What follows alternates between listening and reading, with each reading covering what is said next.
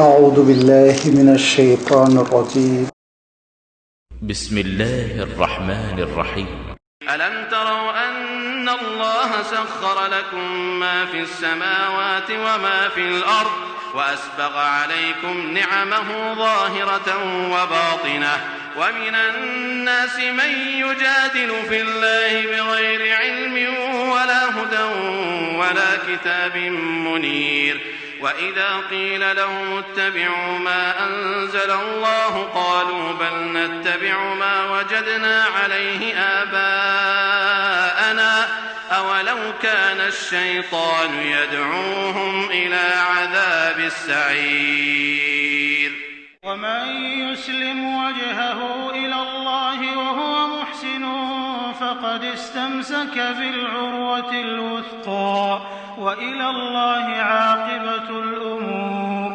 ومن كفر فلا يحزنك كفره إلينا مرجعهم فننبئهم بما عملوا إن الله عليم بذات الصدور. نمتعهم قليلا ثم نضطرهم إلى عذاب غليظ ولئن سألتهم من خلق السماوات والأرض ليقولن الله قل الحمد لله بل أكثرهم لا يعلمون. لله ما في السماوات والأرض إن الله هو الغني الحميد. ولو أن ما في الأرض من شجرة أقلام والبحر يمده من بعده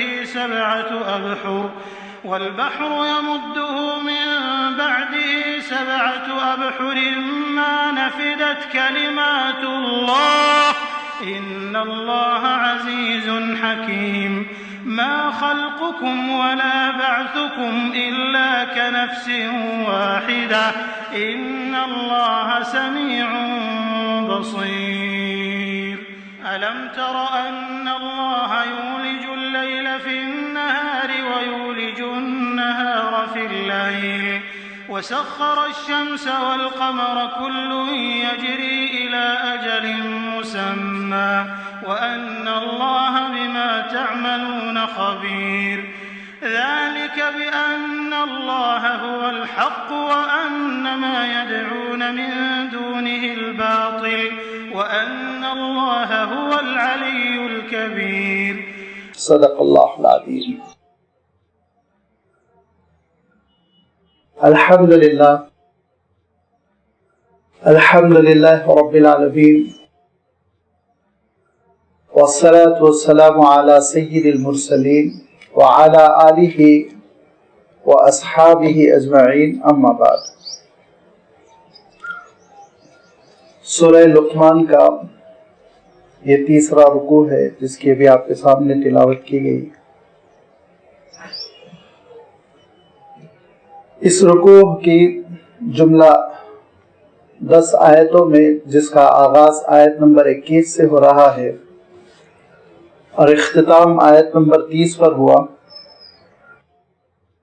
ان ساری ہی آیات میں اللہ تعالیٰ نے اپنی نشانیوں، اپنی نعمتوں اور اپنی قدرت کی کاریگری کا تذکرہ فرمایا. یہ اللہ تعالیٰ کے احسانات اور اس کی نعمتوں کا تذکرہ سورہ لقمان کے درمیان میں اس طور پر آ رہا ہے کہ اللہ تعالیٰ نے حضرت لقمان کی ایک نصیحت کا جو انہوں نے اپنے بیٹے کو کی تھی تذکرہ فرمایا. حضرت لقمان کی شخصیت کون تھی اور تاریخی طور پر آپ کے حالات ہمارے سامنے کیا آتے ہیں اس کا تذکرہ میں کر چکا ہوں. لیکن ایک بات یہ عرض کروں کہ اس صورت میں سورہ لقمان میں اللہ تعالیٰ نے حضرت لقمان کی نصیحت کا جو تذکرہ فرمایا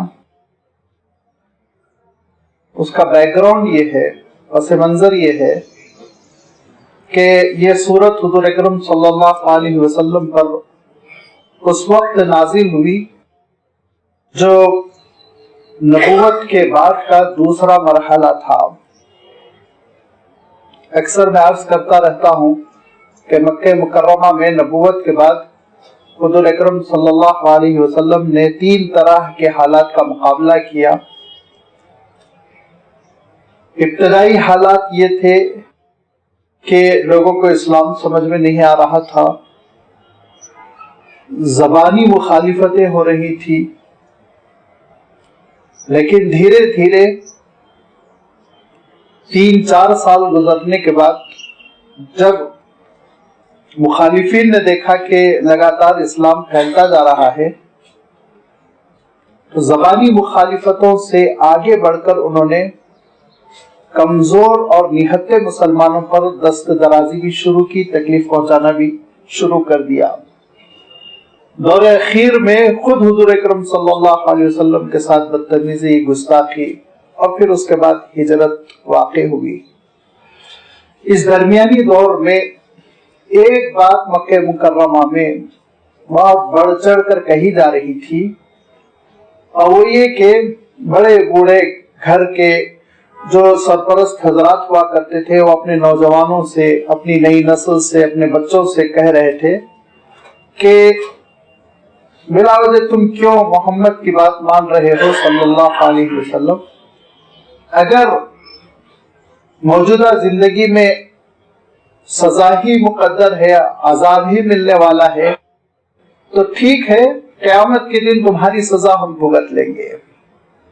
قیامت کے دن تم کو جو عذاب ہونے والا ہے وہ ہم اپنے حصے میں لے لیں گے، اپنے سر لے لیں گے۔ اللہ تعالیٰ نے سورۃ العنکبوت اور سورہ روم میں اس حقیقت کو واضح کر دیا، کوئی کسی کی سزا نہیں بھگتے گا، ہر شخص کو اپنے کیے کا جواب دینا ہے۔ اور سورہ لقمان میں اللہ تعالیٰ نے جو درمیانی دور میں اسی زمانے میں نازل ہوئی، ان مخالفین کو یہ بتلایا کہ ایک تم گھر کے سربراہ ہو، بڑے ہو، کہ اپنے نوجوانوں کو برائی کی دعوت دے رہے ہو، ایک تمہاری ہی تاریخ کی ایک اہم شخصیت، جیسے کہ میں نے عرض کیا کہ حضرت لقمان علیہ السلام کا تذکرہ عرب کے قدیم صحیفوں میں، ان کے اشعار میں اور ان کے محاوروں میں، ان کی حکیمانہ امثال میں پایا جاتا تھا۔ تو اللہ تعالیٰ یہ اشارہ فرما رہا ہے کہ دیکھو، ایک بزرگ ایسے بھی گزرے جو اپنے بچے کو نصیحت کرتے ہیں، اپنے لڑکے کو نصیحت کرتے ہیں تو کیا کہتے ہیں؟ توحید کی انہوں نے دعوت دی اور اللہ تعالیٰ کی نعمتوں کی شکر گزاری کی انہوں نے دعوت دی، ناشکری کو نقصان دہ بتلایا۔ لہذا اللہ تعالیٰ اب اسی شکر گزاری کے تقاضے کو پیدا کرنے کے لیے بندوں کے اندر اللہ تعالیٰ کی نعمتوں کا اعتراف ہو، اللہ تعالیٰ اپنی نعمتوں کا تذکرہ فرما رہا ہے۔ لیکن لازمی بات ہے، اللہ تعالیٰ کی نعمتیں لامتناہی ہیں، ختم نہیں ہو سکتی۔ لہذا اللہ تعالیٰ نے ایک بات یہ بھی ارشاد فرما دی کہ دیکھو، تم اللہ تعالیٰ کا شکر ادا کرتے کرتے تھک جاؤ، لیکن اس کا شکر ادا نہیں ہو سکتا۔ اس کے لیے اللہ تعالیٰ نے ایک بہت ہی پیارے اسلوب کو اختیار کیا، انشاءاللہ وہ آیت آگے آ رہی ہے اور اس کی وضاحت آپ کی خدمت میں آ جائے گی۔ آغاز ہوا أَلَمْ تَرَوْا أَنَّ اللَّهَ سَخَّرَ لَكُم مَّا فِي السَّمَاوَاتِ وَمَا فِي الْأَرْضِ، کیا تم نہیں دیکھتے ہو کہ اللہ تعالیٰ نے تمہارے نفع کے لیے لگا دیا ما فی السماوات، جو کچھ آسمانوں میں ہے، وما فی الارض، اور جو کچھ زمین میں ہے۔ سخرہ کا عام طور پر ترجمہ کر لیا جاتا ہے تمہارے قابو میں کر دیا، تمہارے لیے مسخر کر دیا، یعنی ہمارے کنٹرول میں یہ ساری چیزیں آ گئی۔ یہ ذرا توسیعی ترجمہ ہے، وضاحتی ترجمہ ہے، ورنہ حقیقت میں سخرہ لکم کا جو مفہوم نکلتا ہے کہ اللہ تعالیٰ نے تمہاری خدمت کے لیے ان کو معمور کر دیا، تمہارے نفع کے لیے ان کو لگا دیا۔ لازمی بات ہے میرا قابو سورج پہ تھوڑی چلتا ہے، لازمی بات ہے کہ انسان کا کنٹرول ہواؤں پر تھوڑی ہے، کسی بھی چیز پر نہیں ہے، لیکن یہ ساری چیزیں انسان کی خدمت میں لگا دی گئی ہیں، انسان کے نفع کے لیے ساری چیزیں کام کر رہی ہیں۔ یہ سورج جس کے ارد گرد ہماری یہ دھرتی بھاگ رہی ہے، گھوم رہی ہے، آپ سوچئے کہ یہ اس کی گیسز جل رہی ہیں، کس کے لیے؟ اس کا اصل فائدہ جو ہو رہا ہے وہ انسان کو ہو رہا ہے۔ اس کا فائدہ آپ دیکھیں گے کہ دیگر مخلوق کو ضمنی طور پر اور اشرف المخلوقات انسان کو صحیح طور پر واقعتاً ہو رہا ہے، اس کے ذریعے سے ان کی زندگی آسان ہو چکی ہے، اس کے ذریعے سے بڑی نعمتیں اللہ تعالیٰ کی حاصل کر رہے ہیں۔ اب اللہ تعالیٰ نے جن نعمتوں کا تذکرہ فرمایا، ان نعمتوں میں آپ دیکھیں گے کسی بھی ایک چیز کو لے کر آپ بحث کریں، گفتگو کریں، ریسرچ کریں تو بحث ختم نہیں ہو سکتی۔ اللہ کی نعمتیں نکھر نکھر کر پہلو در پہلو تہ بتہ نکل کر آتی چلی جائیں گی۔ لہذا فرمان سخر لکم، تمہاری خدمت میں لگا دیا، تمہارے نفع کے لیے اس نے لگا دیا، ما فی السماوات، جو کچھ آسمانوں میں ہے۔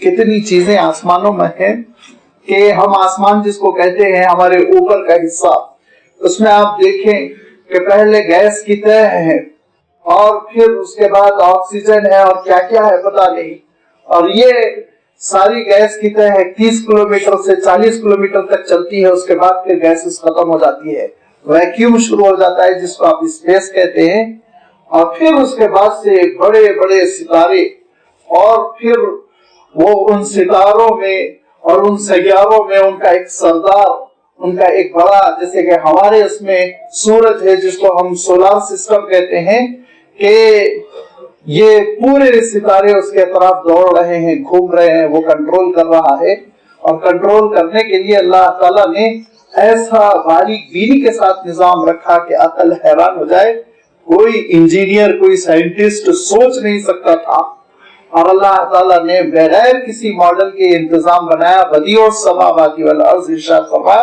کہ اس کے سامنے کسی نے مشورہ نہیں رکھا تھا، ماسٹر پلان نہیں رکھا تھا، ماڈل نہیں بنایا تھا کہ اے اللہ آپ ایسا سورج رکھیے اور سورج میں وہ گریویٹیشنل فورس ہو کے دنیا بھی تنی رہے، سورج بھی اپنی جگہ تنا رہے، اور یہ سب مل کر بھی دوڑتے رہے، لیکن اللہ تعالیٰ نے سارا نظام بنایا، اور اس نظام کی وجہ سے اس کا نتیجہ یہ ہو رہا ہے کہ آپ کے موسم تبدیل ہو رہے ہیں، اس کا نتیجہ یہ ہو رہا ہے کہ دن اور رات تبدیل ہو رہے ہیں، اختلاف اللیل والنہار جس میں ارشاد فرما کہ یہ دن و رات کا ہونا کتنی بڑی اللہ تعالیٰ کی نشانی ہے۔ اب آپ آگے بڑھتے چلے جائیے، اور رات کیسے ہو رہی ہے، رات میں اندھیرا چھا رہا ہے اور آپ کو آرام کیسے مل رہا ہے، نیند کا پورا جو نیند کی ضرورت ہے اس کی تکمیل ہو رہی ہے، نیند کتنی ضروری ہے، اور نیند کے موقع پر پھر انسان کی جو باڈی ہے، انسان کا جو جسم ہے وہ کیا کام کر رہا ہے۔ اب آپ ریسرچ کرتے چلے جائیے، یہ ختم ہونے والی چیز نہیں ہے۔ فرمان یہ ہے اللہ تعالیٰ کی نشانیاں، یہ ہے اس کی قدرت کی کاریگری، اور یہ ہے اللہ تعالیٰ کی نعمتیں۔ سخر لکم ما فی السماوات وما فی الارض، جو کچھ زمین میں ہے وہ تمہارے لیے کام کر رہا ہے، تمہارے نفع کے لیے کام کر رہا ہے۔ اگر ان چیزوں میں زبان ہوتی تو وہ بتلاتے ہم تمہارے لیے کتنا تڑپ رہے ہیں، کتنی محنت کر رہے ہیں، اور کیسے زمین کے اندر ایک دانہ جاتا ہے، ایک بیج، اور پھر وہ بیج کس طرح سے پانی میں سڑگل کر اس کا سینہ پھٹتا ہے، کیسے اس کی کونپلیں نکلتی ہیں، اور ان کونپلوں کے اندر حالات سے لڑنے کی اتنی صلاحیت کہ منو مٹی کو چیرتے ہوئے باہر نکلتی ہے، باہر نکلنے کے بعد دھیرے دھیرے وہ کونپلیں آگے بڑھ رہی ہے، پودوں کی شکل میں تبدیل ہو رہی ہے، اور برگوبار آ رہے ہیں، اور اس میں سے پھر پھل نکل رہے ہیں، دانے نکل رہے ہیں، ان دانوں کو انسان نوچ رہا ہے، کوٹ رہا ہے، پیس رہا ہے، پکا رہا ہے، جلا رہا ہے، اور اپنی خدمت کے لیے، اپنے نفع کے لیے ان کو کھا رہا ہے۔ آپ تفصیل کرتے چلے جائیے، اللہ تعالیٰ کی جو نعمتیں انسان کو ملتی چلی جا رہی ہیں۔ پھر یہ تو ایک غلے کی بات ہوئی، اس کے بعد آپ دیکھیے کیسے ہم پیٹرول نکال رہے ہیں، معدنیات نکال رہے ہیں، لوہا نکال رہے ہیں، اور زمین سے کیا کیا چیزیں ہم برآمد کر رہے ہیں۔ برآمد ہونے والی چیزوں کی یہ کیفیت ہے۔ اس کے بعد ذرا سا یہ بھی تو سوچئے زمین پر ہم کیسے اپنے آشیانے بنا رہے ہیں، گھر بنا رہے ہیں، اور اس کے بعد سے یہ بھی اچھی بات تھی، مثبت بات تھی کہ گھر بنا رہے ہیں اور اس میں ہم جی رہے ہیں، لیکن اس کے ساتھ ساتھ دیکھیے کہ زمین کو ہم کتنا تباہ و برباد کر رہے ہیں، اس پر ہم بم مار رہے ہیں، اور اس پر ہم جلا رہے ہیں، اس پر گندگیاں کر رہے ہیں، پولیوٹ کر رہے ہیں، لیکن یہ سب کچھ ساری اللہ تعالیٰ کی مخلوقات سہ رہی ہے، کیونکہ پروردگار نے مامور کر دیا کہ انسان کے لیے تم کام کرتے رہو۔ پانی کو دیکھیے جل رہا ہے سمندر میں، भाप में तब्दील हो रहा है, उड़ रहा है, सफर कर रहा है, आपके सरों पर आके बरस रहा है, नमकीन पानी नमक को छोड़कर वो सफर कर रहा है, मीठा बनकर बरस रहा है। आप जरा गौर करते चले जाएं, और जब गौर करते चले जाएं, एनालाइज करें, आप तहलील करें, तो तह में पहुंचेंगे कि इंसान की नफा के लिए सारी चीजें काम कर रही हैं, और हजरत इंसान का आलम यह है कि वो किसी के मनफात में काम नहीं कर रहे हैं। अब जरा सोच लीजिए एक बार कि मिसाल के तौर पर यह सूरज जल रहा है, इसका फायदा इंसान को हो रहा है कि नहीं हो रहा है, जरा आप देखिए। और फिर यही सूरज की गर्मी से एक ही मिसाल को आप लेकर आगे बढ़िए, किसी की तपिश और हरारत से समंदर भाप में तब्दील हो रहा है। फिर यही बादल है जो सफर कर रहे हैं हवाओं की दोष पर, फिर यही बादल है जो बरस रहे हैं, फिर यही बादल का पानी है जिसको हम स्टोर कर रहे हैं, और मुख्तलिफ अंदाज में हम स्टोर करके मुख्तलिफ अंदाज में हम इसको इस्तेमाल कर रहे हैं, कुछ खेती बाड़ी के लिए, कुछ पानी नहाने धोने के लिए, कुछ पानी पीने के लिए, कितने इस्तेमालात है। तो आप जरा देखिए, सारी चीजें इंसान के काम आ रही, लेकिन इंसान क्या पानी के काम आ रहा है? पानी को इंसान की जरूरत है क्या? बादलों को इंसान की जरूरत है क्या? सूरज को इंसान की जरूरत है क्या? समंदर को इंसान की जरूरत है? इंसान की जरूरत वो किसी को नहीं है, और इंसान को हर चीज की जरूरत है। ये अल्लाह ताला का निजाम है, और अल्लाह ताला ने ये पूरा निजाम इसलिए बनाया जिसके बारे में इरशाद फरमाया, वमा खलक़तुल जिन्ना वल इंसा इल्ला लियअबुदून। इंसान को शहंशाह बना दिया गया, और इस पूरी कायनात में अल्लाह ताला ने उसको मखदूम बनाया, सारी चीजें उसकी खिदमत कर रही है। उसका हासिल ये होना चाहिए कि इंसान अपने परवरदिगार को पहचाने, अपने रब की मारिफत उसके सीने में पैदा हो, और अपने मौला का वह इबादत गुजार हो। ये है इंसान से मुतालबा।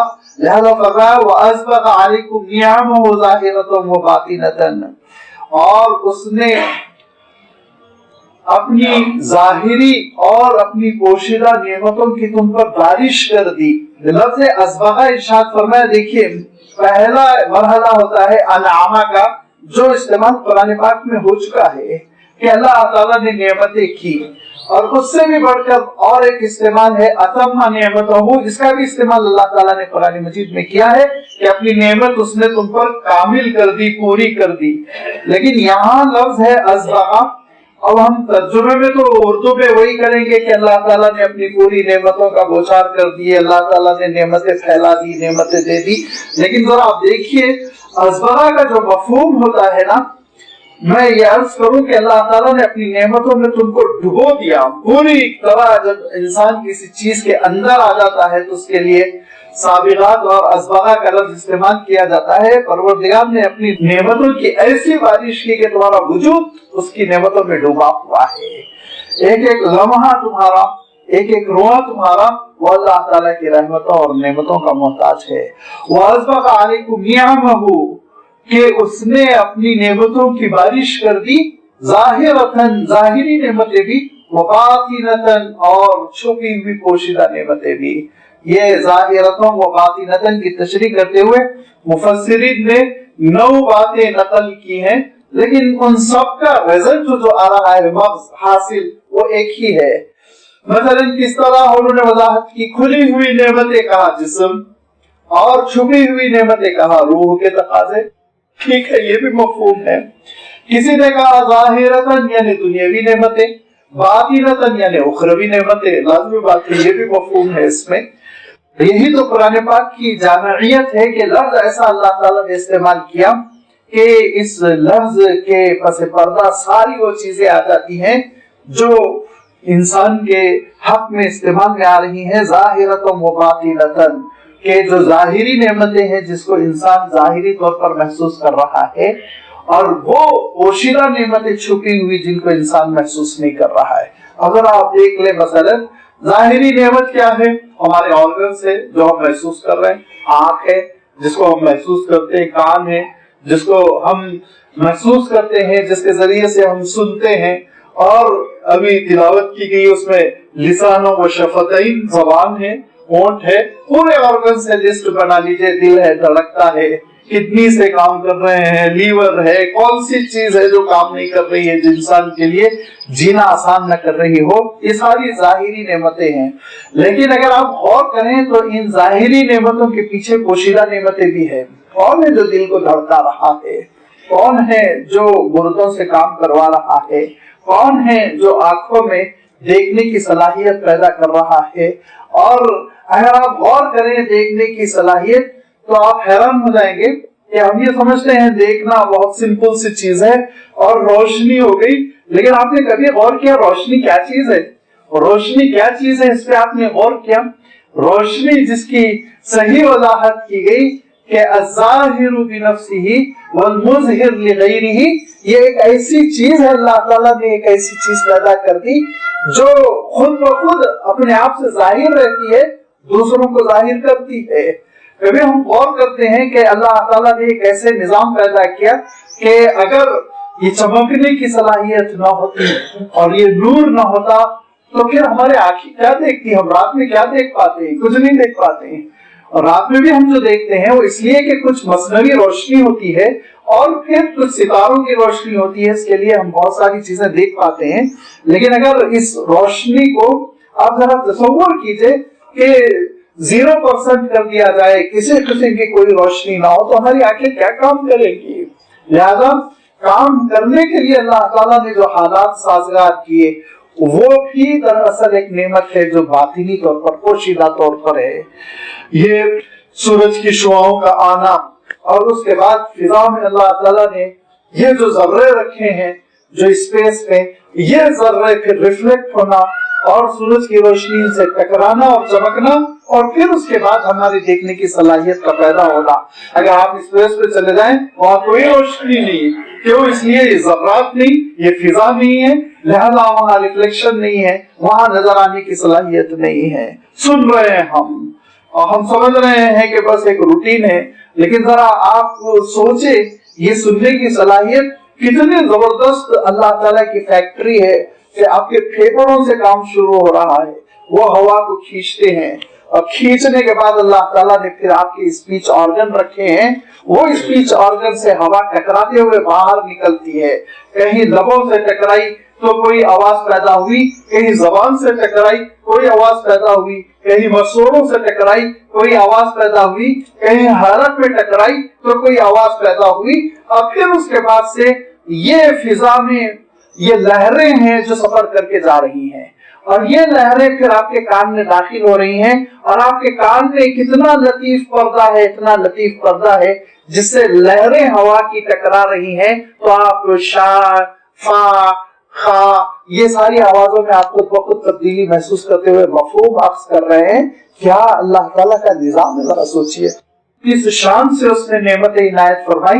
आप कुव्वत बासिरा को ले ले, आप कुव्वत सामिया को ले ले, आप किसी भी चीज को ले ले, कुछ नेमतें खुली हुई जिसको इंसान महसूस कर रहा, कुछ उनके पीछे पीछे दबी हुई हैं जिनको इंसान महसूस नहीं कर पा रहा है।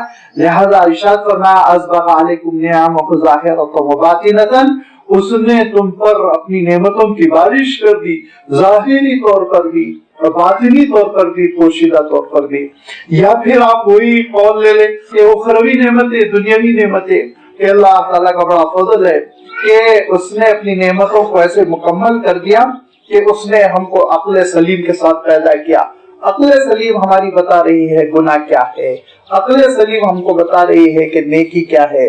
और इसीलिए तो प्यारी सी इस्तिलाह कुरान पाक की है, मारूफ मुनकर, जिसको तबीयतें जानती है, पहचानती है। मारूफ माँ बाप की खिदमत हर आदमी समझता है दुनिया का, लिहाजा वो मारूफ है। सच बोलना हर इंसान जिसकी तबीयत सलीम है, सलामत तबा तकाजा करती है कि वो समझ ले कि सिद्क बहुत अच्छी चीज है, लिहाजा वो मारूफ है। बुराई फैलाना, जुल्म करना, हर तबीयत समझ रही है गलत है, लिहाजा ये मुनकर है। ये अल्लाह ताला ने एक ऐसी पोशीदा नेमत रखी है हमारे राब के अंदर, वदियत फरमा दी, जिसके जरिए से हम अच्छाई और बुराई में फर्क करते हैं। फिर अल्लाह ताला ने इस उखरवी नेमत में इजाफा फरमाया और इजाफा फरमाकर उसने ये इंतजाम किया कि इंसान खुद फैसला करने में हो सकता खासिर हो जाए اور صحیح بات نہ سمجھ سکے، لہذا اس نے نبیوں اور رسولوں کو بھیجا اور ان کا سلسلہ جاری رہا یہاں تک کہ حضور اکرم صلی اللہ علیہ وسلم کو بھیجا اور آپ صلی اللہ علیہ وسلم کی تعلیمات کو قیامت تک کے لیے محفوظ کر دیا۔ کتنی بڑی نعمت ہے۔ اچھا، رسولوں کو بھیجنا، آج ممالک سفیر کو بھیجتے ہیں، وہ سفیر اپنے گھر میں، اپنے کوارٹر میں، اپنے آفس میں رہتا ہے، اپنے چیمبر میں رہتا ہے، اس کا کام تمام ہو گیا۔ لیکن اللہ تعالیٰ نے اپنے نمائندوں کو جو بھیجا تو ان نمائندوں کا عالم یہ تھا کہ وہ آگے بڑھ بڑھ کر انسانوں تک پہنچتے تھے، ان کو سمجھاتے تھے، ان کو ہاتھ پکڑ کر برائی سے روکتے تھے، ان کو ٹھڈی پکڑ کر سمجھاتے تھے، جس کو حضور اکرم صلی اللہ علیہ وسلم نے ارشاد فرمایا کہ ایک آگ ہے کہ بھڑکا دی گئی ہے اور لوگ ہیں کہ اس آگ میں کودنا چاہ رہے ہیں اور میں ہے کہ ان کو کمر سے پکڑ پکڑ کر تھام رہا ہوں۔ یہ کیفیت رسولوں کی، یہ شفقت، یہ ہمدردی انسانیت کے ساتھ، یہ بھی اللہ تعالیٰ کی بہت بڑی نعمت تھی، اخروی نعمت۔ لیکن اللہ تعالیٰ نے اس پر اکتفا نہیں کیا، پھر اللہ تعالیٰ نے ان نبیوں اور اپنے صحیفوں کی حفاظت فرمائی، خاص طور پر قرآن پاک کی، حضور اکرم صلی اللہ علیہ وسلم کے اسوے کی، قیامت تک کے لیے حجت بنا دیا۔ اب یہ بھی اللہ تعالیٰ نے کافی انتظام کیا تھا لیکن اکتفا نہیں فرمایا، آگے بڑھ کر اللہ تعالیٰ نے اس دین کو پھیلانے والوں کو اور اس دین کی تبلیغ کرنے والوں کو لگا دیا جو اس کام پر لگے ہوئے ہیں، روحانیت کی طرف انسان کو بلا رہے ہیں، اخروی کامیابی کی طرف بلا رہے ہیں۔ ذرا آپ سوچیں کہ اس نے دنیاوی نعمتوں کو بھی کس طرح عنایت فرمایا، اخروی نعمتوں کو بھی کیسے کھول کر اس نے عنایت فرمایا۔ یہ ہے اس کی شان، وَأَسْبَغَ عَلَيْكُمْ نِعَمَهُ ظَاهِرَةً وَبَاطِنًا۔ لیکن لوگوں کا عالم یہ ہے وَمِنَ النَّاسِ مَن يُجَادِلُ فِي اللَّهِ بِغَيْرِ عِلْمٍ وَلَا هُدًى وَلَا كِتَابٍ مُنِيرٍ۔ خاص طور پر شان نزول میں نضر ابن حارث نامی ایک شخص کا تذکرہ کیا لوگوں نے، جو حضور اکرم صلی اللہ علیہ وسلم کی خدمت میں حاضر ہوا، حضور اکرم صلی اللہ علیہ وسلم سے اللہ تعالیٰ کے اسماء و صفات کے سلسلے میں جھگڑے کرنے لگا، اور اللہ کی اولاد کیوں نہیں ہے، بیٹیاں کیوں نہیں ہیں، آپ یہ کیوں کہتے ہیں کہ فرشتے اللہ کی بیٹیاں نہیں ہیں، نعوذ باللہ، یہ ساری چیزوں میں وہ بحث کرنے لگا۔ تو اللہ تعالیٰ نے یہ بات ارشاد فرمائی کہ اور لوگوں میں سے بعض ایسے ہوتے ہیں جو اللہ تعالیٰ کے معاملے میں بھی الجھتے ہیں اور بحث کرتے ہیں بغیر علم، جبکہ ان کے پاس کوئی علم نہیں ہے۔ علم کی بنیاد تو نبوت ہے اور رسالت ہے، وحی الہی ہے، تو جب علم کی اساس ہی نہیں ہے تو پھر وہ تو بکواس کر رہے ہیں۔ ولا ہدن، اور نہ ہی ان کے پاس کوئی رہنمائی آئی، نہ کسی نبی کا اسوہ ہے ان کے پاس، نہ کوئی رسول کی وہ باتیں ہیں جو وحی الہی بنیاد پر ہو۔ ولا ہدن ولا کتاب منیر، اور نہ کوئی روشن کتاب ہے۔ تینوں چیزوں کی اللہ تعالیٰ نے نفی کی۔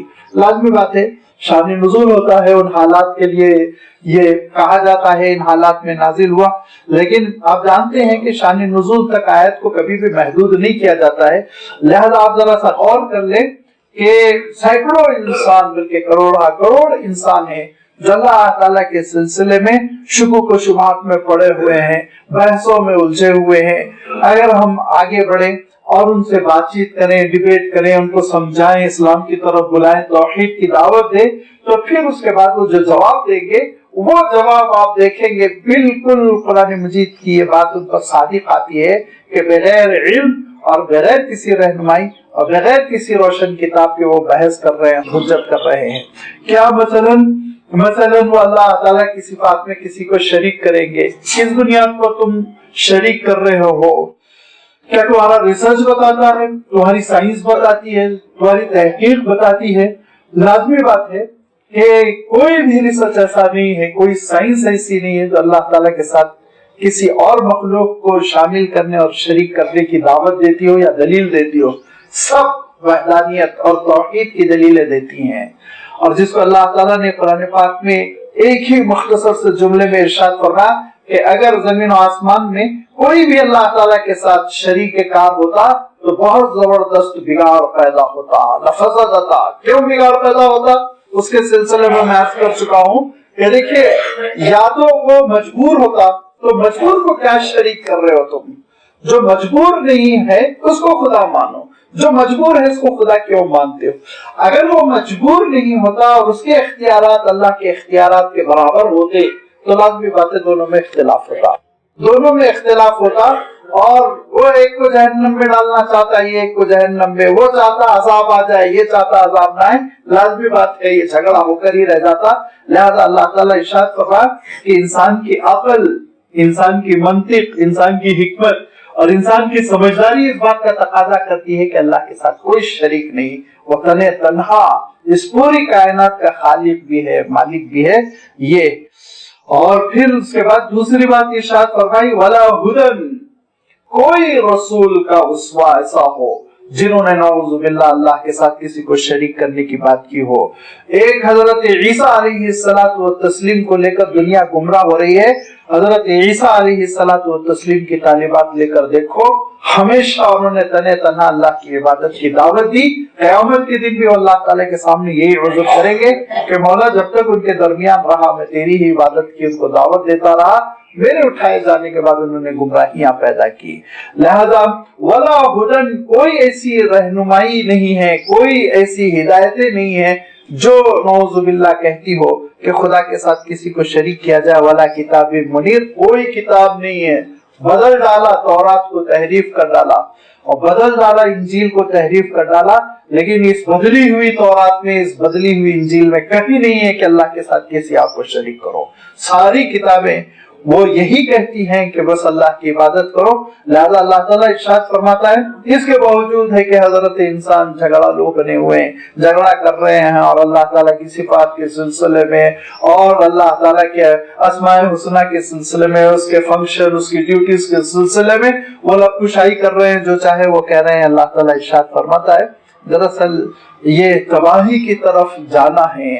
اور یاد رکھیے کہ سب سے بڑی جو حجت کی جاتی ہے، جب کبھی آپ سمجھائیں گے کسی کو بھی اللہ کی توحید، اس کی اطاعت، فرما برداری، بات جب معقول انداز میں سمجھ میں آ جائے گی تو پیچھا چھڑائے گا وہ ایک ہی بات کہہ کر، میرا کلچر ہے، خاندان کا مذہب ہے، سب کو چھوڑ کے میں کیسے رہ سکتا ہوں، آبا و اجداد کا دین ہے۔ لہذا فرمایا وَإِذَا قِيلَ لَهُمُ اتَّبِعُوا مَا أَنزَلَ اللَّهُ، جب ان سے کہا جاتا ہے پیروی کرو اس چیز کی جو اللہ تعالیٰ نے نازل فرما دی، قالوا، کہتے ہیں بل نتبع ما وجدنا علیہ آباءنا، ہم تو وہی فالو کریں گے، اسی چیز کی پیروی کریں گے جو ہمارے آبا و اجداد کرتے تھے۔ تو ٹھیک ہے، تمہارے آبا و اجداد کیا کرتے تھے؟ تمہارے آبا و اجداد بیل سے ہل چلاتے تھے، آج ٹریکٹر سے کیوں ہل چلاتے ہو تم؟ اگر آبا و اجداد ہی کے مسلک پر، انہی کے انداز پر، انہی کے منہج پر قائم رہنا ہے تو تمہارے آبا و اجداد وہ گدھے پہ سفر کرتے تھے، آج پلین پہ تم کیوں سفر کرتے ہو؟ تاریخ بتاتی ہے، اور تاریخ کیا بتائے گی؟ ہم نے اپنے بچپن میں دیکھا ہے کہ غیر ترقی یافتہ سواریاں، ہم نے اپنے بچپن میں دیکھا ہے کہ بہت ساری چیزوں میں، دواؤں میں اور زندگی کی بہت ساری آسائشوں میں انسان بہت ہلکا پھلکا سیدھا سادہ تھا، تو آپ اسی طریقے پہ رہیے۔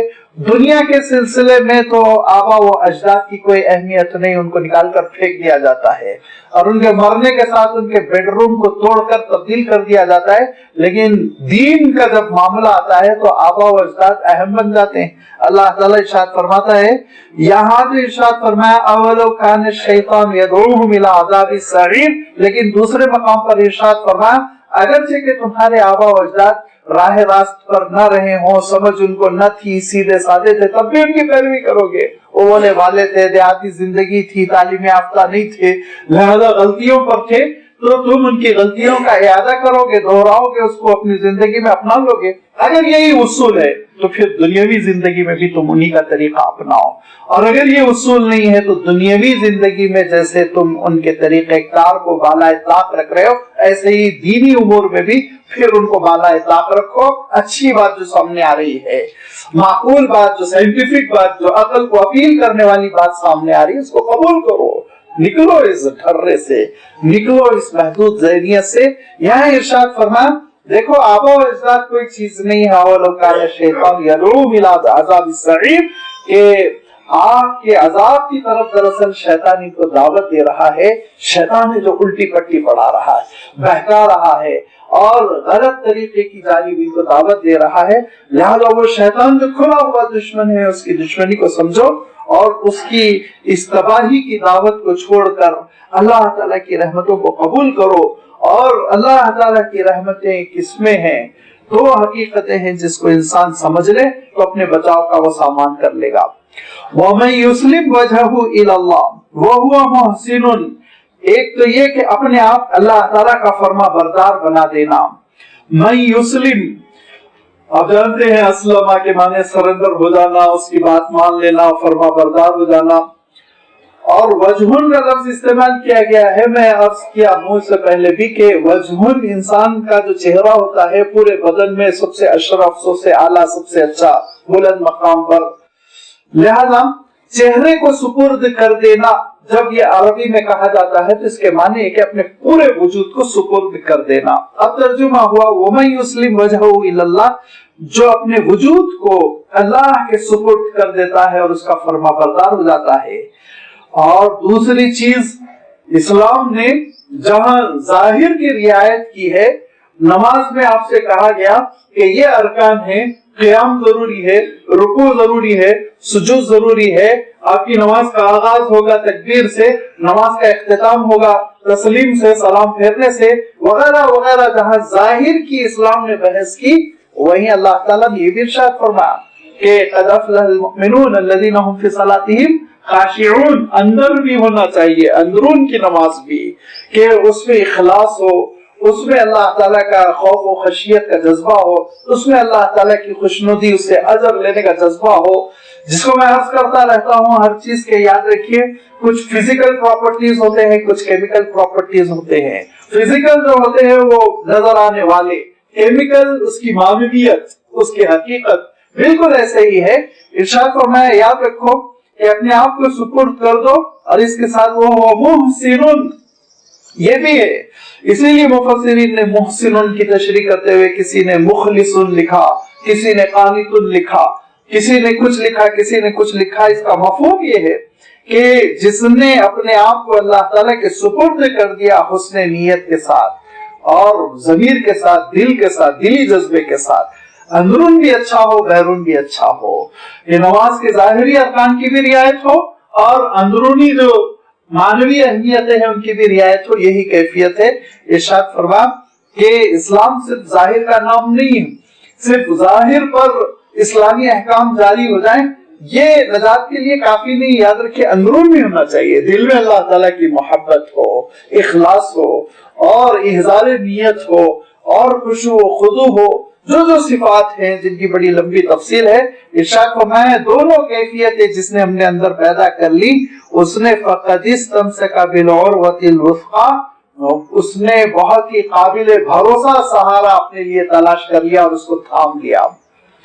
اس نے تھام لیا. فقد استمسک بالعروہ، عروہ تو اصلاً کہتے ہیں جو آپ نے دیکھا ہوگا کی پوٹ اور لوٹے وغیرہ کا ایک پکڑنے کا دستہ ہوتا ہے اس کو، لیکن بعد میں اس کا استعمال آگے چل کے ہونے لگا سہارے کے لیے، کسی چیز کی پکڑ ہو، کسی چیز کا سہارا ہو.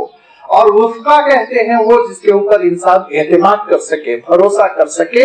اور سے سہارے ہوتے ہیں وہ مکڑی کے جالے کی طرح ہوتے ہیں جن پہ انسان بھروسہ نہیں کر سکتا، لیکن اللہ تعالیٰ کا سہارا ایسا ہوتا ہے، اس کے دین کا سہارا ایسا ہوتا ہے جو بہت مضبوط ہوتا ہے اور جس پر انسان بھروسہ کر سکتا ہے. فرمایا جس نے اپنے آپ کو اللہ تعالیٰ کے سپرد کر دیا حسن نیت کے ساتھ، اندرون کے ایمان کے ساتھ، یقین کے ساتھ، احتساب کی کیفیت کے ساتھ، اور پھر اس کے بعد اس نے اپنے آپ کو گویا کہ وہ حوالے کر دیا ہے جب اللہ تعالیٰ کے، تو ارشاد فرمایا اس نے بہت ہی مضبوط سہارے کو تلاش کر لیا، بہت ہی مضبوط سہارے کو اس نے پکڑ لیا. وَإِلَى اللَّهِ عَاقِبَةُ الْأُمُورِ، ساری چیزوں کا انجام کار اللہ کے ہاتھ میں ہے. جب ساری چیزوں کا انجام کار اللہ تعالیٰ کے ہاتھ میں ہے تو میرا اور آپ کا خاتمہ بھی اللہ تعالیٰ کے ہاتھ میں ہے. جب میری زندگی میں بھی سپردگی ہوگی اللہ تعالیٰ کے لیے اور حسن نیت ہوگی تو انشاءاللہ خاتمہ بالخیر بھی ہوگا.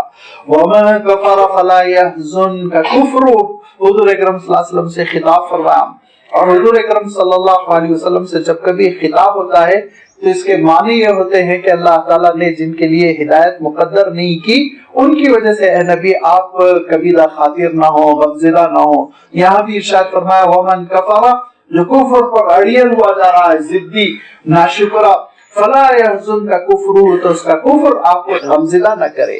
آپ کوشش کریں آپ کی ڈیوٹی کیا ہے, آپ کی ذمہ داری کیا ہے. فرائض منصبی اللہ کے رسول صلی اللہ علیہ وسلم کے بیان کرتے ہوئے اللہ تعالیٰ نے ارشاد فرمایا وما علینا الا البلاغ, نبیوں کی ذمہ داری پہنچا دینا. ہاں, پہنچانے میں جو طریقہ کار ہوتا ہے وہ بہت ہی مخلصانہ, ہمدردی پر, شفقت پر مبنی, بلکہ غیر معمولی خیر خواہی کے ساتھ, محبتوں کے ساتھ. لیکن جب اس پہنچا دینے کے باوجود بھی کوئی انکار کر رہا ہے, قبول نہیں کر رہا ہے, تو لازمی بات ہے نبی اور رسول کی کوئی ذمہ داری باقی نہیں رہ جاتی. اللہ تعالیٰ نے صاف ارشاد فرمایا لست علیہم بمسیطر, آپ داروغ نہیں ہے کہ پکڑ پکڑ کر اسلام میں داخل کر دے. حضرت نوح علیہ السلام نے سینکڑوں سال جب سمجھایا اور بہت ہی کم لوگوں نے اسلام قبول کیا, تو کیا کہا کہ انلزمکمھا وانتم لھا کارہون, یہ تھوڑی ہو سکتا تمہاری گردن میں اسلام کو باندھ دوں, میں ایسے چپکا نہیں سکتا ہوں, لازم نہیں کر سکتا ہوں. اگر تم ناپسند کر رہے ہو تو ٹھیک ہے, اپنا خمیازہ بھگتو. تو یہ فرمایا کہ اے نبی آپ رنجیدہ نہ ہو, غمزدہ نہ ہو, آپ اپنا کام کریں. الینا مرجعہم, ان سب کو ہمارے پاس لوٹ کر آنا ہے. جب یہ لوٹ کر آئیں گے تو فننبئہم بما عملوا, جو کچھ کر کے آئے ہیں کالے کرتوت, اس سے ہم ان کو مطلع کریں گے, بتلا دیں گے, نام اعمال ان کے ہاتھ میں دیں گے. اور جب بائیں جانب سے نام اعمال ان کو ملے گا تو پتہ چل جائے گا کہ انہوں نے دنیا میں کیا کیا کیا. اس وقت سے مایوسی شروع ہو جائے گی, اور پھر یہ نام اعمال جو ریکارڈ ہو رہا ہے یہ تو ریکارڈ ہو ہی رہا ہے. ان اللہ علیم بذات الصدور, اللہ تعالیٰ کا عالم یہ ہے کہ سینوں کے اندر جو چیزیں ہیں اس سے بھی وہ واقف ہے. ظاہر میں کیا کہہ رہے ہیں, ارے بھائی میرا گھر, خاندان, معاشرہ, سوسائٹی, اب میں اسلام قبول کر لوں گا, بڑی تبدیلی ہو جائے گی, جھگڑے ہو جائیں گے, بیوی الگ, شوہر الگ, یہ وہ. لیکن اندرون میں کیا ہے, اندرون میں یہ ہے کہ یہ جو دنیاوی لذتیں ہیں, جو چیز چاہے کھا لو, جو چیز چاہے پی لو, جیسے چاہے زندگی بسر کر لو, اسلام قبول کروں گا تو یہ سب چیزیں حرام ہو جائیں گی, بہت ساری مصیبتیں ہو جائیں گی, لہذا انجان رہو. تو اندرون کچھ اور ہوتا ہے, بیرون کچھ اور ہوتا ہے. لہذا اللہ تعالیٰ ارشاد فرما رہا ہے کہ ان کے اندرون میں بھی کیا چھپا ہوا ہے, اللہ تعالیٰ اس سے بخوبی واقف ہے. نمتعہم قلیلا, ہم کچھ ہی دنوں ان کے اور زندگی دیں گے. زندگی سے لطف اندوز ہونے کے لیے ہم کچھ تھوڑا سا موقع دیں گے. کسی کو 20 سال دے رہے ہیں, کسی کو 40 سال, کسی کو 50 سال. ثم, اس کے بعد پھر نسترہم الی عذاب غلیظ, پھر ہم ان کو ایک سخت عذاب کی طرف لوٹا کر رہیں گے, اور وہ چاہے نہ چاہے ہم ان کو عذاب کی طرف پھیر دیں گے. عربی میں جب ہم غلیظ کہتے ہیں تو سخت کا مفہوم ہوتا ہے. ذرا اردو میں غلیظ کے معنی ناپسندیدہ سی چیز, کراہیت والی چیز, لیکن عربی کے اعتبار سے غلیظ میں سختی کا مفہوم ہوتا ہے. لہذا فرمایا الی عذاب غلیظ, ایک سخت عذاب سے ہم ان کو دوچار کر دیں گے. اے نبی آپ ان سے پوچھئے وَلَئِن سَأَلْتَهُم مَّن خَلَقَ السَّمَاوَاتِ وَالْأَرْضِ, کہ کس نے پیدا کیا آسمانوں کو, کس نے پیدا کیا زمین کو, لَيَقُولُنَّ اللَّهُ, کہیں گے اللہ. آج بھی آپ پوچھئے کیا کہیں گے, اوپر والا. ان کو معلوم ہے ایک درخت کسی دیوی نے, کسی دیوتا نے نہیں پیدا کیا. ان کو معلوم ہے کہ درخت تو درخت, ایک پھل اگا دینے کی کسی میں کوئی صلاحیت نہیں. ان کو معلوم ہے پھل بھی بہت بڑی چیز ہے, پھل کے اندر کی بیج بھی کوئی دیوی کوئی دیوتا نہیں پیدا کر سکتا. اور ان کو معلوم ہے بیج بھی بہت بڑی چیز ہے, گڈلی پہ چڑی ہوئی جھلی بھی کوئی نہیں پیدا کر سکتا. لہذا آپ جب کبھی ان سے کہیں گے تو یہی کہیں گے ارے اوپر والے کا ہے. زندگی کون دیتا, اوپر والا. موت کون دے گا, اوپر والا. رزق کون دے رہا, اوپر والا. تو پھر یہ تم ماہانہ ایک نئی نئی مورتی کی پوجا کیوں کرتے ہو؟ اگر آپ سمجھائیں گے تو آپ دیکھیں گے کہ قرآن پاک کی جتنی حقیقتیں ہیں, جس کو حضرت شاہ ولی اللہ رحمۃ اللہ علیہ نے بہت اچھا فرمایا. شاہ ولی اللہ رحمۃ اللہ علیہ فرماتے ہیں کہ اگر مشرکین مکہ کے سلسلے میں جو باتیں اللہ تعالیٰ نے ارشاد فرمائی اس کو تم سمجھنا چاہتے ہو تو اپنے برادران وطن کو دیکھو, آسانی سے سمجھ میں آ جائے گی, دور جانے کی ضرورت ہی نہیں. پریکٹیکلی آپ میدان میں نکلیں اور قرآن مجید کی توحید کی حقیقتیں پیش کریں, انشاءاللہ وہ سارے جوابات آپ کو ملیں گے جو جوابات حضور اکرم صلی اللہ علیہ وسلم کے زمانے میں مکے کے مشرکین نے دیے تھے. اور قل الحمدللہ, نبی آپ کہیے اللہ کا شکر, ساری تعریف اسی کی ذات کے لیے ہے, ساری تعریف کا وہی سزاوار ہے کہ یہ یہ نہ چاہتے ہوئے بھی اللہ تعالیٰ کا اعتراف کرتے ہیں. بل اکثرهم لا يعلمون، اکثر و بیشتر معرفت نہیں رکھتے، دین کی حقیقت نہیں رکھتے، دین کے بارے میں معلومات نہیں رکھتے، اور پھر معلومات حاصل بھی نہیں کرنا چاہتے. للہ ما فی السماوات والارض، جو کچھ آسمانوں میں ہے اور جو کچھ زمین میں، سب اللہ کا، تنے تنہا اسی کا، وہی مالک حقیقی ہے. اور اللہ تعالیٰ نے صاف ارشاد فرمایا قل اللہ مالک الملک، پوری اس کائنات مخلوق کی ملکیت تنہا اللہ تعالیٰ کے ہاتھ میں ہے. یہ تو تم کو غلط فہمی ہے کہ تم نے کچھ چیزوں کو اپنے نام رجسٹر کر لیا تو تم سمجھتے ہو اس کے مالک ہو، گھر کے مالک ہے، سواری کے مالک ہیں. لیکن فرمایا اصل ملکیت بس اللہ تعالیٰ کی ہے. لیکن ان اللہ هو الغنی الحمید، وہ بڑا بے نیاز ہے اور ستودہ صفات ہے، قابل تعریف ہے کہ اس نے انسانوں کو برتنے کے لیے چیزیں عنایت فرمائی اور انسانوں سے اس نے کچھ نہیں مانگا سوائے اس کے کہ شکر گزار بنے، عبادت گزار بنے. فرمایا اتنی نعمتیں بکھری ہوئی ہیں پروردگار کی، اور اس کے عظیم الشان کارنامے اتنے بکھرے ہوئے ہیں کہ ان کا احاطہ نہیں ہو سکتا. وَلَوْ أَنَّ مَا فِي الْأَرْضِ مِنْ شَجَرَةٍ أَقْلَامٌ وَالْبَحْرُ يَمُدُّهُ مِنْ بَعْدِهِ سَبْعَةُ أَبْحُرٍ مَا نَفِدَتْ كَلِمَاتُ اللَّهِ. اللہ کے جو کلمات ہے، لفظ کلمات بھی بڑا خوبصورت لفظ یہاں اللہ تعالیٰ نے استعمال کیا. نعمتوں کا لفظ استعمال نہیں کیا، احکام کا لفظ استعمال نہیں کیا، آیات کا لفظ استعمال نہیں کیا، لفظ کلمات کہا کہ اللہ تعالیٰ کے کلمات. یہ کلمت اور اس کی جمع کلمات جامع لفظ ہے جس کی تشریح میں اللہ تعالیٰ کی نعمتیں، جس کی تشریح میں اللہ تعالیٰ کے احکام، جس کی تشریح میں اللہ تعالیٰ کی تعریف، اس کی حکمتوں کا بیان، اور جس کی تشریح میں اللہ تعالیٰ کی نشانیاں، اس کی قدرت کی کاریگری، ساری چیزیں آ جاتی ہیں. فرمایا ان کو اگر تم ضبط قلم لانا چاہو، تحریر میں لکھنا چاہو، تو اس کے لیے فرمایا اگر زمین میں جتنے درخت ہیں وہ قلم میں تبدیل کر دیے جائیں، والبحر، اور سمندر روشنائی بنا دیا جائے، سیاہی، اور پھر اس کے ساتھ ساتھ فرمایا وَيَمُدُّهُ مِن بَعْدِهِ سَبْعَةُ أَبْحُرٍ، اور ساتوں سمندر کو بھی پھر اس کے ساتھ ساتھ سیاہی میں تبدیل کر دیا جائے. مَا نَفِدَتْ كَلِمَاتُ اللَّهِ، اللہ کی تعریف، اس کی حمد و ثنا، اس کے احکام، اس کی حکمتیں، اس کے شکر کے کلمات ختم نہیں ہوں گے، باقی رہ جائیں گے. آپ سوچیں گے ایک مجاز ہے، تھوڑا سا اللہ تعالیٰ نے کثرت کے لیے لفظ استعمال کیا. یقیناً یہ مجاز نہیں ہے، یہ حقیقت ہے. میں شروع میں عرض کر رہا تھا نا کہ آپ کسی بھی ایک چیز کو لے کر چلیے، آپ اپنے جسم کو لے کے چلیے، جسم بہت بڑا ہے، اور جسم میں ایک رکن، ایک آرگن، ایک عضو کو لے کر چلیے، وہ بھی بہت بڑا ہے. اس کے جزوی استعمال کو لے کر چلیے، ریسرچ کرتے چلے جائیے، لکھتے لکھتے آپ تھک جائیں گے، لیکن گفتگو ختم نہیں ہو سکتی، باقی رہے گی. زندگیاں ختم ہو جائیں گی، گفتگو باقی رہے گی. سیاہی ختم ہو جائے گی، گفتگو باقی رہے گی. یہ نہ ختم ہونے والی چیزیں ہیں، اللہ تعالیٰ کی ایسی عظیم الشان نعمتیں.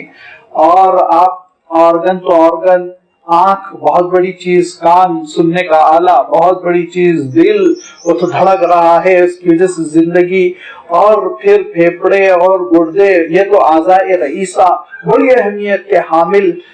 آپ روئے کو لے لے، روئے کو اللہ تعالیٰ نے اس روئے میں اتنی صلاحیت رکھی کہ آج کی سائنس نے یہ انکشاف کر دیا کہ اس روئے کے ذریعے سے انسان کے ایک بال کے ذریعے سے یہ پتہ لگایا جا سکتا ہے کہ موصوف کو کون کون سی بیماری ہے، موصوف کو کون کون سی بیماری ہے. ایک بال بولتا ہے. آپ اندازہ کیجئے کس شان کے ساتھ اس نے پیدا کیا.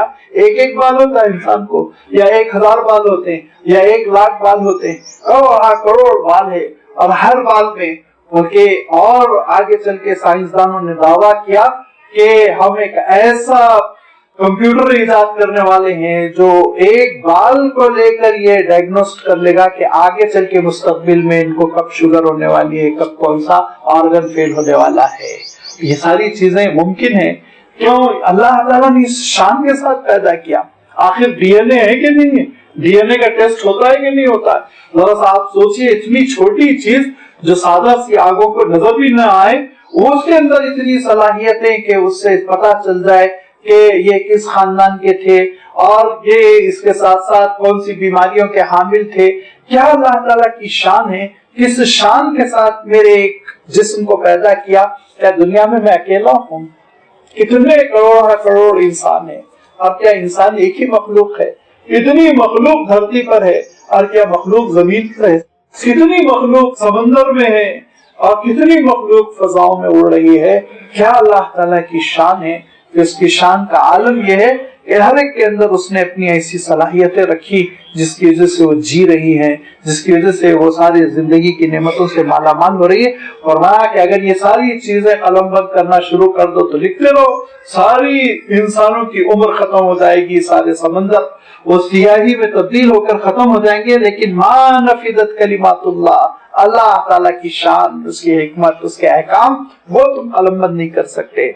सूरतुल कहफ में अल्लाह ताला ने थोड़ा सा इससे इब्तिदाई दर्जे में बात इरशाद फरमाई, यहाँ पे अल्लाह ताला ने एक मानों में इजाफा कर दिया। सूरतुल कहफ में अल्लाह ताला ने सिर्फ समंदर का तस्करा किया, यहाँ कहा सातों समंदर को ले लो, पूरे के पूरे समंदर। और आप जानते हैं कि दुनिया 1/3 पानी है, खुश्की तो सिर्फ 2/3 है, तो ज्यादा पानी है, लेकिन इसके बावजूद अल्लाह ताला की इन निशानियों, उसकी शान, कुल्ल यौमिन हुआ फी शान कहा कि आप तर्जुमा नहीं कर सकते। हर आन उसकी एक नई शान जाहिर होती है, हर आन उसकी एक नई हिकमत जाहिर होती है।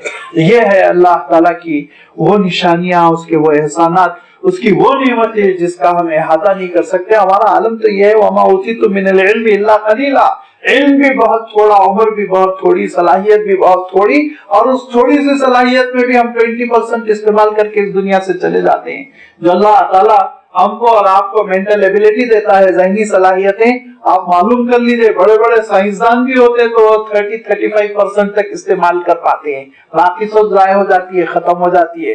कितना तो सोना पड़ता है, कितना वक्त तो खाने के लिए लगाइए, इतना वक्त तो हंसी मजाक में लग जाएगा। लिहाजा आप जिंदगी में संजीदा काम कितना करते हैं, जरा आप जायजा ले लीजिए।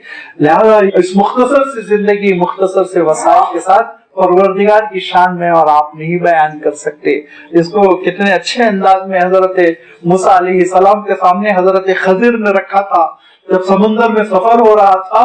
और फिर चूंकि हजरत मूसा अलैहिस्सलाम ने ये बात इरशाद फरमाई थी, हजरत मूसा अलैहिस्सलाम से पूछा गया था कि क्या दुनिया में आपसे भी बड़ा कोई आलिम है, तो हजरत मूसा अलैहिस्सलाम ने सही फरमाया था कि नहीं, मुझसे बड़ा इस वक्त रोज़ जमीन पर कोई आलिम नहीं, क्योंकि वो रसूल थे।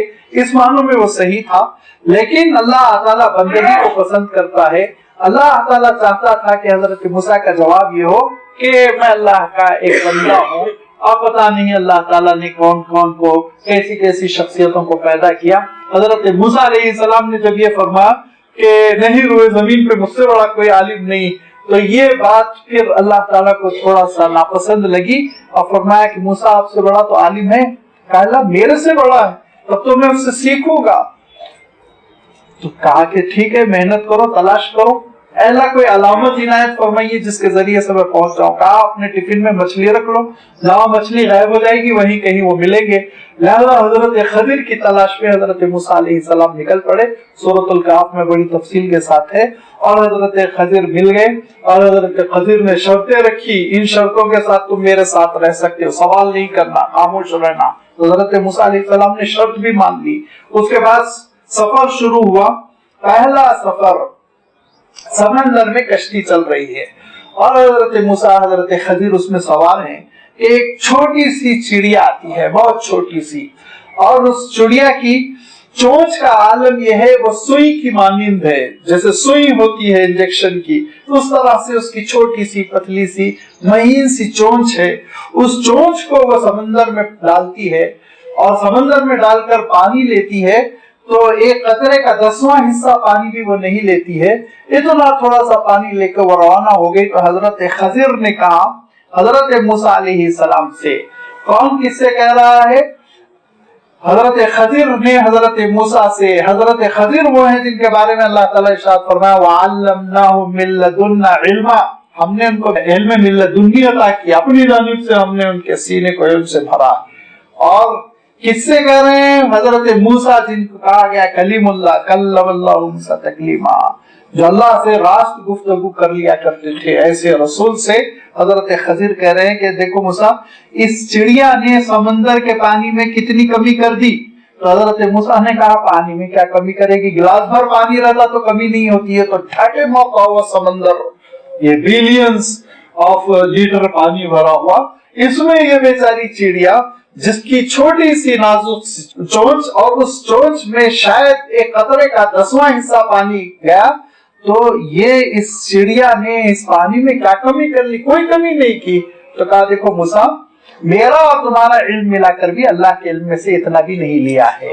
میرا اور تمہارا علم مل کر ایک رسول کا علم, میرے اور آپ کے علم کی بات نہیں ہو رہی, ایک رسول کا علم اور ایک اس اللہ کے برگزیدہ بندے کا علم جس کے سینے کو اللہ نے خود کھولا, وَعَلَّمْنَاهُ مِن لَّدُنَّا عِلْمًا, دونوں کا علم مل کر اللہ کے علم میں سے اتنا بھی نہیں لیا, تو پھر ہماری کیا سائنس, کیا ریسرچ, کیا ہم نے لکھ لیا. فرمایا دیکھو ساتوں سمندر کو سیاہی میں تبدیل کر دو اور پوری زمین کے درختوں کو علم میں تبدیل کر دو. اللہ کی شان, اس کی کبریائی, اس کی حمد و ثنا, اس کی نعمتیں, اس کے احسانات کو قلم بند نہیں کر سکتے. ان اللہ عزیز, اللہ تعالیٰ بہت ہی عزت والا, غلبے والا ہے, حکیم, بہت ہی حکمت والا ہے. ما خلقکم ولا بعثکم الا کنفس واحدہ, ایک سانس جیسے تم لیتے ہو ویسے ہی اللہ تعالیٰ کے لیے آسان ہے تمہارا پیدا کر دینا اور پھر تمہارا دوبارہ زندہ کر دینا میدان حشر میں. ما خلقکم, تمہارا پیدا کرنا, ولا بعثکم, اور نہ ہی تمہارا دوبارہ زندہ کرنا, الا کنفس واحدہ, ایسے ہی ہے جیسے ایک تنفس, ایک سانس کا لے لینا. ان اللہ سمیع بصیر, بے شک اللہ تعالیٰ سننے والا ہے, بے شک اللہ تعالیٰ دیکھنے والا ہے. اور میں عرض کر چکا ہوں, بصیر کی تشریح آپ کرتے رہ جائیے, اس کا علم بغیر وسائل کے کسی انسٹرومنٹ کی ضرورت نہیں ہے, اور اس کا علم, اس کا دیکھنا, اس کی بصارت کا عالم یہ کہ جہاں انسٹرومنٹ کی ضرورت نہیں ہے وہاں اس کا پھیلاؤ کہ وہ اسی صورت میں گزر چکا ہے کہ کسی سیاہ چٹان کے نیچے رائی کے دانے کے برابر کوئی چیز پڑی ہوئی ہے تو وہ اس کے نگاہوں سے اوجھل نہیں. یہ شان رکھنے والا اس کا علم اور اس کی بصارت. لہذا آپ کس پر لکھیں گے, آپ کس پر بولیں گے, کس کی تشریح کریں گے؟ الم تر ان اللہ یولج اللیل فی النہار ویولج النہار فی اللیل, کیا تم نہیں دیکھتے پروردگار داخل کر دیتا ہے رات کو دن میں, دن کو رات میں, دونوں اعتبار سے. کبھی کبھی دن چھوٹا ہوتا چلا جاتا ہے, رات داخل ہوتی چلی جاتی ہے اور دن کو چھوٹا کر دیتی ہے, خود پھیل جاتی ہے. کبھی اس کے بالکل برعکس کہ دن داخل ہو رہا ہے رات میں اور رات چھوٹی ہوتی چلی جا رہی ہے, اب دھیرے دھیرے رات چھوٹی ہو جائے گی اور گرمی آ جائے گی, تو آپ دیکھیں گے عالم یہ ہوگا چند گھنٹوں کی رات رہے گی, دن پورا گھستا چلا گیا. اس انداز میں بھی اور اس انداز میں بھی کہ دھیرے دھیرے دھیرے دھیرے روزانہ کیسے دن داخل ہوتا ہے رات میں, کیسے رات داخل ہوتی ہے دن میں, یا آپ دیکھتے رہتے ہیں کہ ایک پیارا سا نظام ہے. اگر اچانک اللہ تعالیٰ کوئی ایسا انتظام رکھتا, سوچیے وہ تو قادر مطلق ہے, جیسے میں لائٹ کا سوئچ دباتا ہوں چھک بول کے روشنی ہو جاتی ہے, ایسے ہی اللہ تعالیٰ انتظام بنا دیتا کہ کھٹ سے سورج نکلتا, کتنے ہم پریشان ہوتے, سوتے سوتے چونک کے اٹھ پڑتے, کھٹ سے وہ سورج کو بجھا دیتا, کتنی پریشانی ہوتی انسانوں کو, کتنا ایکسیڈنٹ ہوتے. اس کا کتنا پیارا نظام ہے, دھیرے دھیرے دھیرے تقریباً 30-40 منٹ میں پوری روشنی کافور ہوتی ہے. پھر ایسے ہی صبح آپ دیکھیں گے دھیرے دھیرے بتدریج 30-35-40 منٹ میں, گھنٹے بھر میں پوری روشنی ہوتی ہے. لہذا اس کے ساتھ ساتھ انسان اپنے آپ کو دھیرے دھیرے تبدیل کرتا ہے. اور آپ غور کرتے رہیے کہ کتنی اللہ تعالیٰ کی نشانیاں ہیں. الم تر ان اللہ یولج اللیل فی النہار ویولج النہار فی اللیل وسخر الشمس والقمر, تمہاری خدمت میں لگا دیا اس نے سورج اور چاند کو, اس کے قابو میں ہے سورج, اس کے قابو میں ہے چاند. کل یجری الی اجل مسمی, ہر چیز دوڑ رہی ہے ایک طے شدہ وقت تک کے لیے. وہ طے شدہ وقت قیامت کا ہے. جب قیامت آئے گی تو دوڑنا بھی ختم, گھومنا بھی ختم, سورج کا جلنا بھی ختم, چاند کا چمکنا بھی ختم, پھر یہ اس دنیا تہس نہس ہو جائے گی, برباد ہو جائے گی. اللہ بما تعملون خبیر, اور جو کچھ تم کر رہے ہو پروردگار اس سے بخوبی واقف ہے. ذالک بان اللہ هو الحق, یاد رکھو حقیقت بس پروردگار ہے, حق تو اللہ تعالیٰ ہے. وان ما يدعون من دونه الباطل, اور اللہ سے ہٹ کے جو چیزوں کو پکارا جا رہا ہے, دعائی دی جا رہی ہے, ہاتھ پھیلایا جا رہا ہے, بکواس ہے, باطل ہے, بے حقیقت کرنے سے کسی میں کوئی حقیقت نہیں. وان اللہ هو العلی الکبیر، اور بے شک اللہ تعالیٰ بہت ہی بلندیوں والا، بہت بڑا ہے۔ لہذا اور اس کی علو شان یہ ہے کہ وہ پروردگار نے تم کو نعمتوں سے نوازا اور تم اس کی بغاوت کرتے ہو، نافرمانی کرتے ہو، لیکن وہ تم سے یک لخت نعمتوں کو نہیں چھینتا۔ لیکن یاد رکھو ایک وقت آئے گا کہ تم اس دنیا سے جب گزر جاؤ گے، مہلت ختم ہو جائے گی، تو پھر اس کی گرفت سے تم باہر نہیں ہے، تم کو جواب دینا پڑے گا۔ لہذا اللہ تعالیٰ کی یہ شان کو سمجھو، اور پروردگار نے جو حالات فرمائے ہیں، جو نعمتیں عنایت فرمائی ہیں، وہ نعمتوں کی قدردانی کرتے ہوئے آخرت کی تیاری کرو۔ وہ دن ایسا دن ہوگا جس دن کوئی کسی کے کام نہیں آئے گا۔ اسی دن کا تذکرہ کرتے ہوئے اللہ تعالیٰ نے اس سورت کا اختتام فرمایا۔ انشاءاللہ اس کی وضاحت آئندہ اتوار آپ کی خدمت میں رکھی جائے گی۔ وآخر دعوانا ان الحمد للہ رب العالمین۔